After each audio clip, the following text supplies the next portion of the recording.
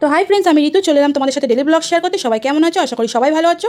তো দুপুরে রান্না থেকে শুরু করলাম। আজকে বেশি কিছু রান্না করবো না, লঙ্কা ভেজে নিচ্ছি, আলু মাখবো বলে। আর এদিকে পেঁয়াজও কেটে নিয়েছি, পেঁয়াজটাও আলু মাখাতে দেবো। আর ভাজা পেঁয়াজ দিয়ে আলু মাখতে খেতে খুব ভালো লাগে, ওই জন্য আমি বেশিরভাগ আলু মাখলে এরকম করি, তাহলে না আলু মাখাটা নষ্ট হয় না। কিন্তু যা গরম পড়েছে মনে হয় তো নষ্ট হয়েই যাবে, রাতের জন্য রেখে দেওয়া যাবে না। কিন্তু তাও তো করেছি, আমার খেতে খুব ভালো লাগে বলে, রাতেবেলা পান্তা ভাত খাবো বলে আলু মাখাটা করলাম। কিন্তু কপালটা একদম খারাপ, রাতে একদম আলু মাখাটা নষ্ট হয়ে গেল।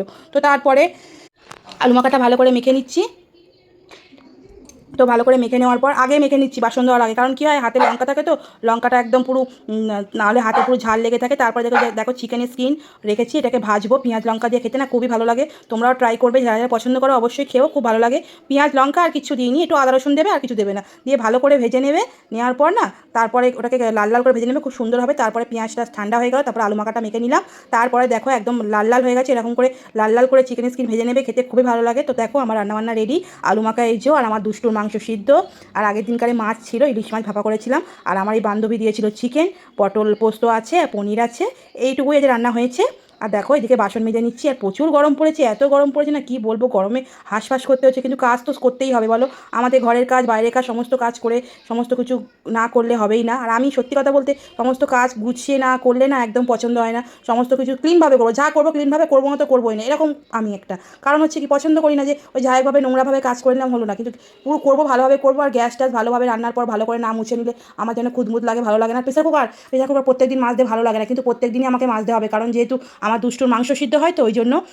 তো তারপরে দেখো খাওয়া দাওয়া সেরে নিয়েছি। নেওয়ার পর এদিকে হচ্ছে কি, মাথাটা ঘষেছিলাম, শ্যাম্পু করেছিলাম ওই জন্য। তো দেখো না কি অবস্থা, মাথাটা একদম ভিজে। তারপর ছাদে চলে গেলাম আমি আর দুষ্টু মিলে। আজকে মেয়ে মায়ের বাড়ি ছিল, ওই জন্য মেয়ের সাথে তোমাদের ব্লগ দিতে পারলাম না। দেখো ছাদে উঠবে বলে পাগল হয়ে যায়। আর এইদিকে দেখো আকাশটা এত সুন্দর, ভিউটা। আমি জামা কাপড় তুলতে গেছিলাম, তো দাদাভাই ঘুড়ি ওড়াচ্ছিল, ও ঘুড়ি ওড়াই সিজনের সময় না, খুব ঘুড়ি ওড়াতে তো দাদাভাই খুব ভালোবাসে।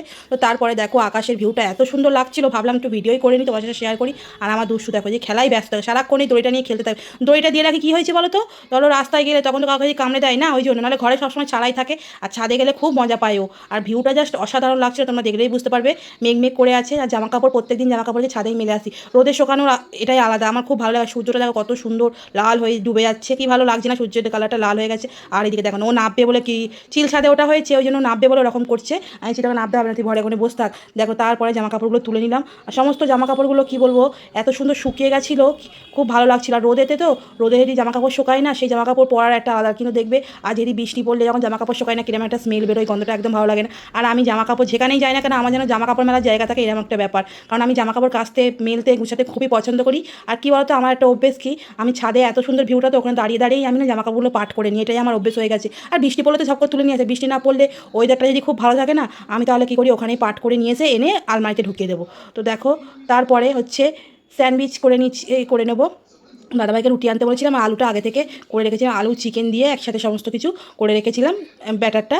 তো তারপরে মেয়ে এসে বলছে মা একটু কিন্তু চিজ দেবে, আমি চিজ দিতেই ভুলে গেছিলাম। তো স্যান্ডউইচ করে নিচ্ছি, স্যান্ডউইচ খেতে আমার মেয়ে খুব পছন্দ করে। আর আমি বেশিরভাগ বাড়িতেই স্যান্ডউইচ বানাই, কারণ বাড়ির স্যান্ডউইচ খাইলে খুব ভালো লাগে।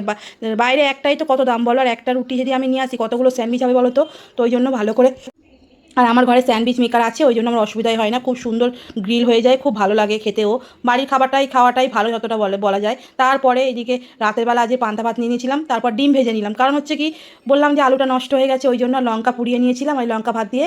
আর গরম তো পড়েছে, লঙ্কা দিয়ে একদম পেঁয়াজ নিয়ে, কাঁচা পেঁয়াজ নিয়ে খেয়ে নিলাম। রাতের খাবারটা জাস্ট জমে গেল। ভিডিওটা কেমন লাগলো অবশ্যই কমেন্ট করে জানাবে। টাটা, আবার পরের ভিডিও নিয়ে